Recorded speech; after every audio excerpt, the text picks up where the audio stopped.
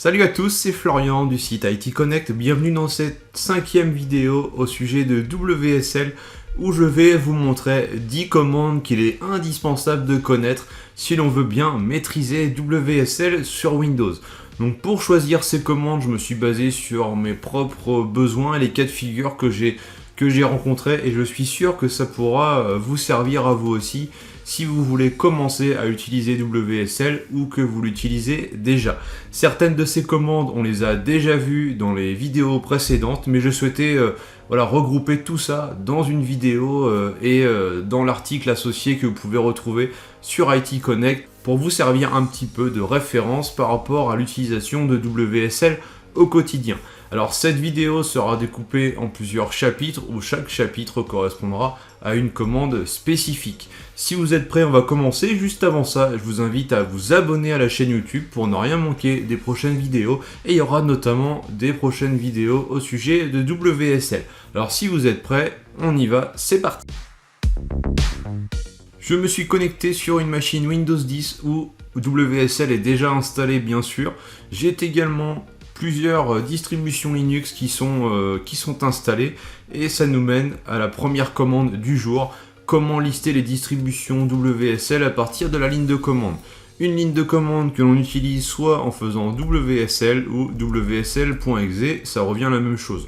On choisira la formule courte, ça sera plus simple et plus rapide à saisir.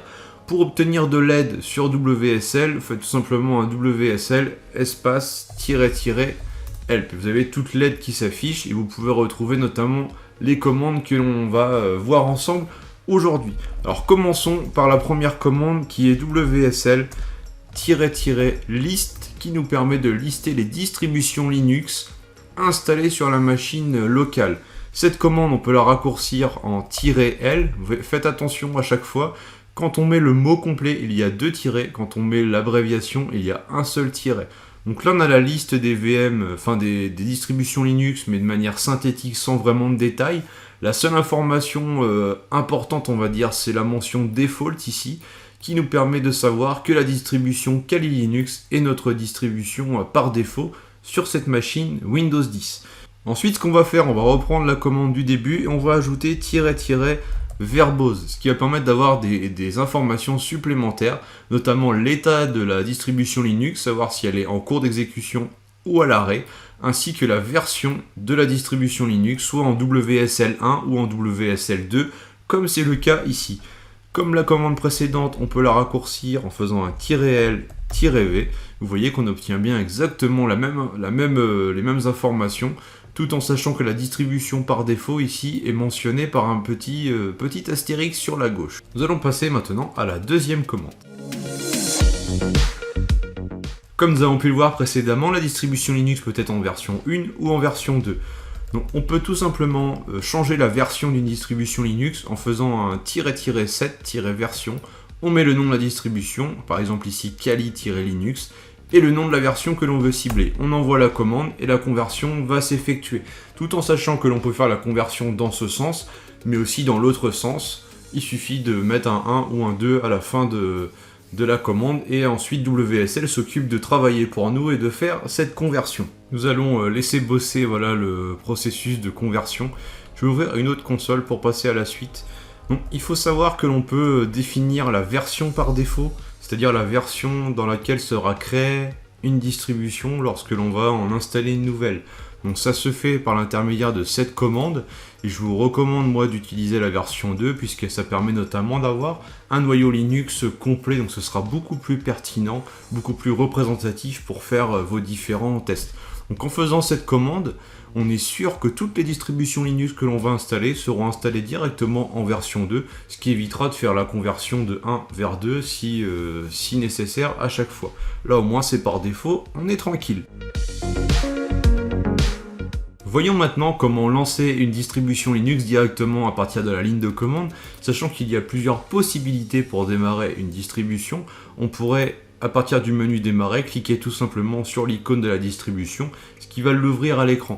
Mais en ligne de commande, on fait un WSL-distribution et on met le nom de la distribution derrière, donc par exemple Debian. À partir de là, la distribution va être démarrée et je vais me retrouver dans le shell directement prêt à l'utiliser. on fait exit pour sortir de là, et si je fais un WSL-L-V, on peut voir que ma distribution Debian est bien en cours d'exécution. Malgré que j'ai quitté le shell, ça a permis quand même de la démarrer directement avec la commande que l'on vient de voir, et que l'on pourrait raccourcir tout simplement avec un -D comme ceci. Bien sûr, si la machine est déjà démarrée, on va tout simplement reprendre la main sur le shell. Donc c'est aussi un moyen de se connecter au shell d'une machine Linux sans passer par le lancement de l'application, on va dire, via le menu démarrer. Nous avons vu comment utiliser l'option -D pour démarrer une distribution Linux ou pour accéder au shell de la distribution. Mais si on veut seulement exécuter une commande, en fait, il n'est pas nécessaire de rentrer à l'intérieur du shell. En fait, à partir de l'option -D, donc si je reprends la commande précédente, à la suite, on va tout simplement écrire la commande que l'on veut exécuter. Par exemple, sudo apt update pour mettre à jour le cache des paquets sur la machine Debian. Donc là, je mets le mot de passe de mon compte, et là on peut voir que depuis Windows, j'ai exécuté une commande dans la machine Linux sans pour autant rentrer dans le shell. Donc, comme nous avons pu le voir, il ne faut pas préciser, mettre de guillemets pour encadrer, on va dire, la commande. Sinon ça ne fonctionnera pas. Il faut vraiment l'écrire comme ça à la suite du nom de la distribution Linux. Maintenant, si on s'amuse à faire un WSL suivi d'une commande, donc la même commande que tout à l'heure, ça nous donne un WSL sudo apt update, et qu'on exécute cette commande là. Donc il me demande le mot de passe de la distribution, mais en fait je ne sais pas là sur quelle distribution j'envoie cette commande. Tout simplement, si on fait ça, il exécute la commande au sein de la distribution par défaut. Donc le choix de la distribution par défaut est relativement important, puisque pour différentes actions de base comme celle-ci, si on ne précise pas la distribution, c'est celle par défaut qui sera ciblée, ce qui nous donne un petit peu l'intérêt de définir la distribution par défaut. D'ailleurs, ça tombe bien, puisque c'est la prochaine commande que nous allons voir. Pour définir la distribution par défaut, qui je vous le rappelle, dans mon cas, c'est Kali-Linux pour le moment, on va tout simplement faire un WSL-set default suivi du nom de la distribution, par exemple Debian. On aurait pu faire également WSL-S tout simplement, suivi du nom de la distribution. Je mets encore Debian. Et si je reliste mes machines Linux, on peut voir que Debian est bien par défaut maintenant, puisqu'il y a l'astérisque qui est apparu à gauche, et en plus elle a été positionnée en tête de liste. Maintenant, ce que je vais vous montrer, c'est comment démarrer une distribution Linux, rentrer à l'intérieur en tout cas, en prenant directement un utilisateur spécifique, puisque quand on se connecte nativement, en fait, on se connecte avec l'utilisateur qu'on a créé à la base lorsque l'on a installé la distribution Linux. Alors ce qu'on va faire, c'est se connecter sur la machine Debian, et nous allons créer un utilisateur dans cette machine. Donc on va faire un sudo add user itconnect par exemple. On met le mot de passe d'utilisateur Florian. Là j'ai créé mon compte utilisateur. Je dois définir un mot de passe. Après voilà, on va valider ça comme ça. Maintenant je vais quitter donc le shell, et je vais essayer de me connecter dans ce shell avec l'utilisateur itconnect directement. Alors pour ça, je vais faire un WSL-user itconnect-distribution Debian. En gros, on précise l'utilisateur et après la distribution. Si je fais ça, on voit bien tout de suite ici que je suis connecté avec le compte itconnect, puisqu'il est précisé au début. Je pourrais même faire la commande whoami pour voir le compte avec lequel je suis connecté. Et je vois bien, c'est itconnect qui est renvoyé, contrairement à l'utilisation tout simplement de la commande WSL-D Debian, où je suis connecté avec l'utilisateur Florian, comme on peut le voir ici. Alors comme les précédentes commandes, celle-ci peut être raccourcie. Il suffit de préciser -D, mais ça vous l'aurez deviné par rapport à ce qu'on a pu voir avant. Et là, tout simplement, en toute logique, c'est -U. Vous voyez, une fois dans la distribution Linux, je suis bien connecté avec le compte itconnect. Nous avons vu comment démarrer une distribution Linux. Ça me semble important de voir comment stopper une distribution Linux, puisque quand on la démarre, elle reste à tourner en tâche de fond. Potentiellement, elle va consommer un peu de ressources sur votre machine physique, notamment de la RAM. Donc si vous savez que vous n'allez plus l'utiliser, autant l'arrêter, comme ça fait quelques processus en moins à tourner sur votre machine. Déjà, ce qu'on peut faire, c'est un WSL-list espace-running. Et là, il va nous lister les machines en cours d'exécution. Donc là, on peut voir qu'il n'y a aucune machine Linux en cours d'exécution. Donc je vais en démarrer une, par exemple Debian, comme ceci. Je vais revenir en arrière.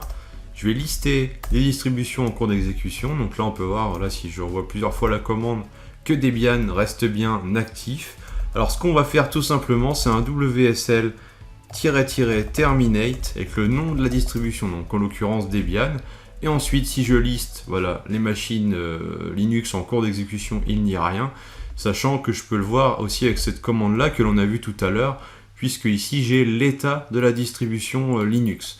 La commande que l'on a vue ici pour stopper la machine Linux peut être raccourcie avec un simple "-t", voilà, ce qui va permettre d'avoir une commande beaucoup plus simple à saisir, et plus c'est simple, mieux c'est parce que c'est pratique, mais en tout cas c'est bien de connaître les commandes en entière pour bien comprendre aussi ce que l'on fait, plutôt que de saisir des options un petit peu bêtement. Là au moins on voit à quoi ça correspond. Alors, il faut savoir aussi qu'il y a plus simple, parce que là on a stoppé une distribution Linux spécifique, mais si on en a 3 ou 4, c'est un peu chiant de devoir saisir 3 ou 4 fois la même commande, simplement en changeant le nom de la distribution Linux à chaque fois. Il y a une commande qui est WSL-shutdown, qui va permettre là directement d'éteindre toutes les distributions Linux, mais aussi toute la partie WSL. Donc là on fait vraiment une extinction complète de la partie WSL, ce qui permettra de vraiment redémarrer complètement les distributions Linux de zéro dans le cas où on décide d'en relancer une et non pas d'arrêter seulement une distribution Linux spécifique. Quand on installe une distribution Linux avec WSL, ça peut être pour un besoin ponctuel, pour tester une application ou un nouvel outil. D'ailleurs, c'est tout l'intérêt du système, c'est de pouvoir créer des machines Linux comme ça un petit peu à la volée, ponctuellement pour tester 2-3 trucs. Notamment qu'avec WSL2, on a le noyau complet. Mais il faut savoir qu'on peut supprimer une machine Linux sans pour autant supprimer les sources d'installation, ce qui permet de la réinstaller très rapidement et donc à chaque fois de repartir à zéro. Puisque là, la machine Linux, une fois qu'elle est installée, elle est persistante. Donc si on la redémarre, on conserve les données, la configuration que l'on a pu mettre en place. Mais si on la supprime et qu'on la redéploie, là on repart vraiment à zéro. Donc à chaque fois, on peut redémarrer sur un environnement propre et cela très rapidement. Donc je vais vous montrer comment supprimer une distribution Linux. On va faire un WSL-unregister et on met le nom de la distribution, par exemple Debian. Donc là il me dit registering, et si je regarde la liste de mes distributions Linux, on peut voir que Debian n'est déjà plus dans la liste. Du coup, si je retourne dans le menu démarrer de ma machine, que je lance Debian, qui est toujours présent sur mon Windows, là il me dit qu'il est en train d'installer Debian. Il me demande le compte utilisateur,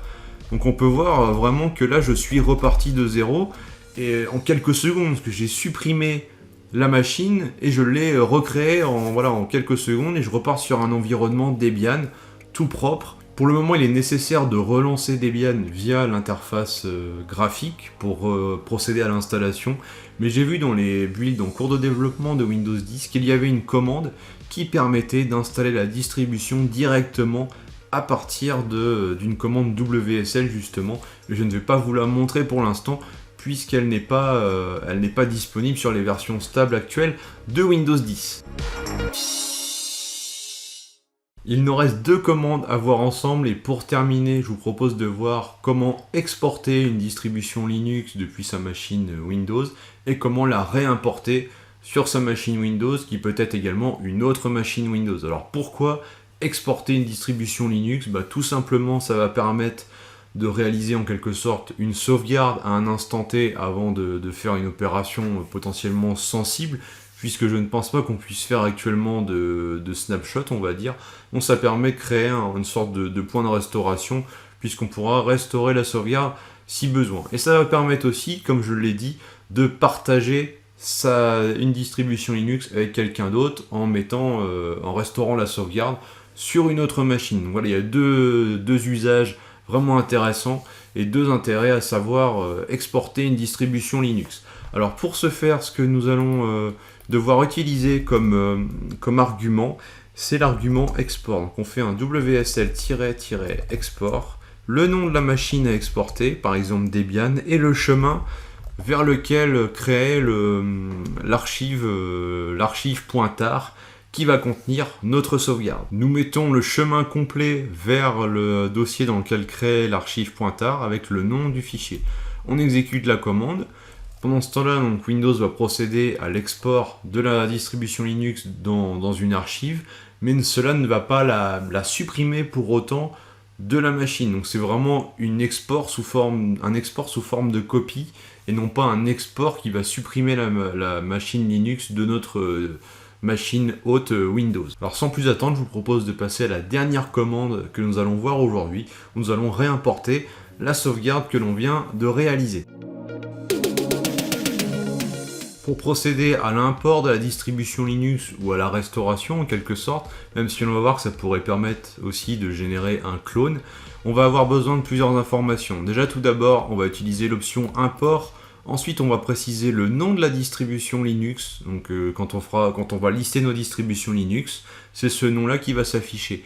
Ici, c'est le dossier dans lequel stocker la distribution Linux. Donc on peut voir que l'import est aussi un moyen de modifier l'emplacement de stockage de la distribution Linux, puisque par défaut, quand on installe une distribution, c'est stocké dans un dossier par défaut géré par Windows, mais on n'a pas vraiment la main dessus. Donc là, c'est un moyen aussi de déplacer la machine Linux en faisant un export-import. Et enfin, on va préciser le nom de la sauvegarde à restaurer. Et là, je vais envoyer la commande et on va voir ce qui se passe. Donc il me dit en gros qu'il y a déjà une machine avec ce nom-là qui existe. C'est vrai, puisque la machine Debian, on voit bien qu'elle est ici. Comme je vous l'ai dit, lors de l'export, la machine source n'est pas supprimée. Donc là, on a deux possibilités. Soit importer sous un autre nom, par exemple Debian 2, ou alors supprimer au préalable la machine Debian avec l'option Unregister que l'on a vu précédemment, et ensuite procéder à l'importation. Donc ce que je vais faire tout simplement, c'est nommer la machine Debian 2. Comme ça, on va voir que l'on aura bien les deux distributions Linux Debian potentiellement utilisables en même temps sur notre machine Windows. Donc si je liste les distributions Linux, voilà, on voit bien, j'ai Debian et Debian 2. Je pourrais très bien rentrer dans Debian 2 comme ceci, et dans une autre console, utiliser Debian. Donc là, comme ça, j'ai bien mes deux distributions Linux qui sont utilisables en même temps. Au niveau système de fichiers, ce que ça nous donne, en fait, c'est la présence dans le dossier temp de notre archive pointard que l'on a créé tout à l'heure, et le dossier Debian, donc qui contient la machine Linux que je viens de restaurer, avec un disque dur virtuel ext4.vhdx.